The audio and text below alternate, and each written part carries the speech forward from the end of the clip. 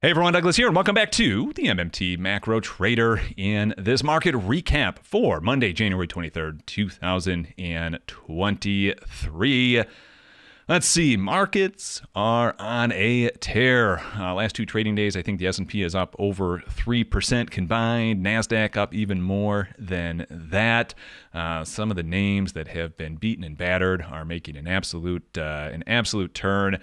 And I'll tell you what, at the end of 2022, I put out a video kind of stating the bull case that some of the data was starting to emerge, that we might end up seeing a bit of a turn into 2023, and we are absolutely seeing that, and then some. I just released the macro update for today on the Patreon page, so if you're a Patreon subscriber, make sure you check that out. But the data is building for the bull case into 2023. I also posted a few things over on Twitter as well, so check me out over there if you're not following me there. I do drop some data on there from time to time, but I'll tell you what, the data is looking strong, and I think the bull case is increasing day by day, and I think 2023 is set up to really surprise quite a few people. But there's one major caveat to this whole thing, and that is the debt ceilings. That's what we're going to talk about today. Probably something I've been asked about more than anything else over the past few weeks is really, what could be the outcome with the debt ceiling? How bad could it get? What is the implication? And I don't mean to be hyperbolic here, but if the debt ceiling doesn't get extended by looks like the end of summer, we could be in for a world of hurt. And I think the unfortunate thing is, and we'll get into this in more detail in just a second, is it really is a self-imposed constraint. There's no natural law. There's no economic economic theory that says this debt ceiling has to be there. And in fact, it's quite the opposite. It is truly a self-imposed constraint. And I think that's almost the tragedy of it all, is that our economy could be held hostage simply so politicians can get their way and have time in front of a microphone, or behind a microphone, and in front of a television camera. So that's what we're going to talk about. I think I've got three kind of main reasons why, if the debt ceiling doesn't get raised, if the debt ceiling just doesn't get lifted or removed entirely, that we could see some calamity form, not only in just financial markets, but I think if it were to be a long enough event, we could see it absolutely hit the real economy as well. So that's the plan for tonight. Before we get into the details, though, if you are new here, make sure you hit subscribe, turn that notification bell on, as well as you won't miss any updates going forward.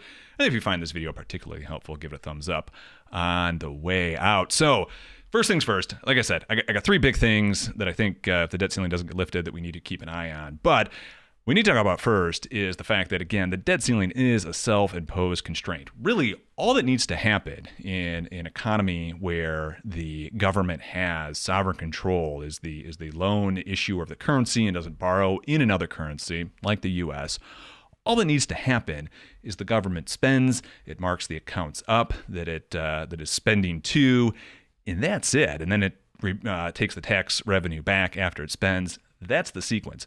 Nothing else needs to happen. Now, we have a very convoluted system, for better or worse, that is built around this, but that is all the necessary steps that need to happen. And if you want more detail on that part, I have a lecture series that I will link to in the description below. It's like an 8 or 9 part series by Randall Ray. If you pick up, though, on Lecture 3, and this is the one I will link to, you start right at about 35 minutes and go for about 30 minutes. He'll go through the entire sequence of how all this happens and how we spend, or the government spends, and then ultimately it issues bonds. There's a very convoluted step-by-step process that has to take place. He goes through it all and then explains why effectively it's all there for naught. I mean, it's there because it's self-imposed, but it's not there because it's necessary. He also has a helpful PowerPoint presentation that he goes through, and it's linked as well. I'll share this link as well, and you can go through all the balance sheet operations as he goes through it in the lecture. So if that's something that interests you and you kind of want more detail, by all means, check out that lecture. But now that we got it out of the way, that this whole debt ceiling thing is a self-imposed constraint, it's not actually necessary, and is really just there and remains there for political theater. Let's talk about the three things, or the three outcomes that will happen if the debt ceiling issue isn't resolved. The first one, which is I'm going to reference the chart that I had up at the start of the video really boils down to kind of the core MMT thesis, and that is that government spending is private sector savings. As I tweeted out this weekend, the greatest predictor of a recession is when the government stops spending. We saw that play out heading into the 2000 recession. We saw that play out heading into the 2008 great financial crisis. To a certain extent, we've seen it play out for the past year, although we never really got a recession. We certainly saw an economic slowdown, and then also we saw markets pull back quite a lot. And again, we are now finally starting to see that trend reemerge, the spending trend reemerge. And so we are likely setting up to see some great growth heading into 2023. But if the spending ends, if we hit the debt ceiling, right, and the spending ends, this will all come to a screeching halt. How the government will be forced to then fund its spending. Again, self-imposed constraint. This doesn't have to be this way, but the way that the government will be forced to handle the spending is through tax revenue, which will only dry up when less spending heads out. Remember, the spending has to precede the tax revenue. If there's not spending, there's nothing to be taxed back, right? It's just a logical sequence here. And so as the spending slows, so too will the tax revenue, which means the spending will have to slow even further. And it will be, as Warren Mosler very succinctly pointed out, it'll be a race to the bottom, and the economy in very short order will shrivel. Now, we can still expand through the endogenous money circuit, in other words, bank credit creation, but to a certain extent, we're already kind of at the limit that the economy can grow from the endogenous money cycle. So again, yes, we can eke out a little bit of growth, but we're already at about 160% private debt to GDP ratio. We hit about 175% before the great financial crisis. Before that was just too much. So we probably don't have a ton of overhead if we end up seeing an absolute shuttering of government spending. So first reason, if government spending shrivels up, we will get a nasty recession. And if it lasts long enough, it could be very, very painful. The second reason is going to be a little bit more technical, and I'll share some resources with you if it'll help kind of spell it out, or if you just kind of want to dive deeper. But the second issue really has to do with when the Treasury issues the bills, the notes, the bonds that get issued out of the Treasury. Those get used in the financial system as collateral. Banks have certain regulatory constraints that they have to fit in. They have to have certain reserve ratios met. They have to have certain amounts of collateral relative to the rest of their balance sheet that they need to keep on their balance sheet. And what fulfills that is in part the treasuries, the bonds, the bills that the Treasury releases in when they actually then go to fund their debt, right? So for better or worse, this kind of banking superstructure is built upon the government debt that gets issued. And if that issuance stops for long enough, eventually you can see a gunking up, if you will, of the plumbing of the banking system. Particularly, a lot of the overnight lending system is reliant on the use of treasuries as collateral. And then, like I said, a lot of the regulatory constraints that the banks are under, again, are quite reliant on the banks being able to get their hands on these treasuries that are released. So again, a second thing that will just make it difficult for banks to operate. And if the banks can't meet their regulatory guidelines and the regulatory ratios that they have their balance sheet at, what they will do is they will shed assets. So, and it's usually going to be risk assets first, so that can create kind of a cascading selling that could kick off again if this debt ceiling thing is never resolved in over enough time. So I will link a couple things. This is the Federal Reserve itself. They have a 54-page document if you can't fall asleep and you're wondering how Treasury reuse is accomplished in the banking system. I will link this. And then on a slightly more popular and closer to the finance world, Jeffrey Snyder writes quite a lot about this whole world as well, and especially how it integrates with the Eurodollar system and the rest of the global financial system.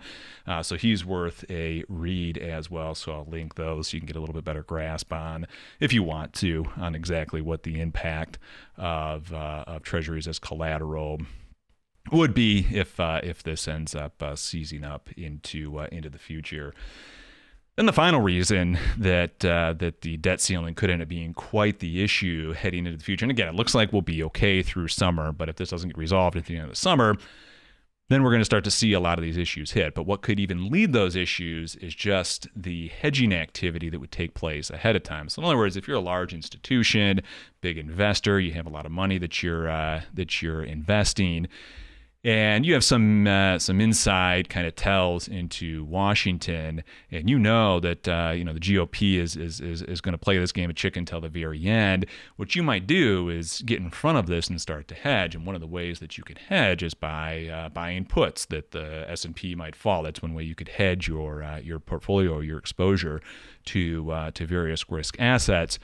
And the problem with that, or at least the kind of knock-on effect of the hedging, is that the dealers on the opposite side of that hedge, or the dealers that you're actually buying those contracts from, the way they hedge their position is by selling the underlying contract. So it ends up making kind of a self-fulfilling prophecy, if you will, that when you hedge for some sort of downside risk, that actually creates the selling pressure that then kind of reinforces even more selling to come in, because what you're going to do is you're going to get the initial kind of investors, institutions that are going to want to hedge for this event possibly happening.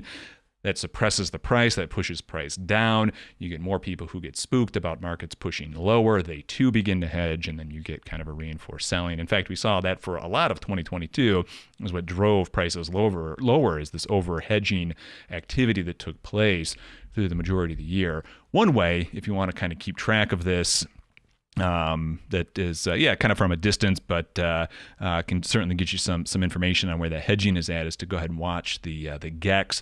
You can get this data right at squeezemetrics.com. Again, I'll link this as well. But what you want to do is take this GEX, divide it by the price of S&P, chart that out, and that can give you kind of a good look at where GEX is at and give you a sense of how hedged or overhedged, or what the negative impact is of that hedging on market price. The lower that GEX to price ratio is, the worse, if you will, or the higher the risk is of reinforced selling. So that's one way you could keep an eye on this. So that would be the three things in terms of risks that the debt ceiling poses heading forward into the summer months if it doesn't get resolved, and why, even though we're starting to see some really bullish data pick up here, and markets are really starting to catch a bit of a rally here, that things could come to a very abrupt end given the debt ceiling. And I think we have to keep an eye on it. Unfortunately, politics is really the first driver, the first cause of what pushes markets, and it can certainly get in the way of economic growth and market activity. So that's what I have for tonight, and I think I'm going to wrap it up here. So again, if you're not subscribed, get subscribed. Hit that thumbs up button on the way out. And if you've made it this far and you are an active trader, active investor, in this sort of research could benefit you, check me out over on my Patreon page, patreon.com/MMT Macro Trader, and sign up if that is something that would interest you. Anyway, that's all I have for tonight. So until next time, good trading, everyone, and we will talk to you then. Bye-bye.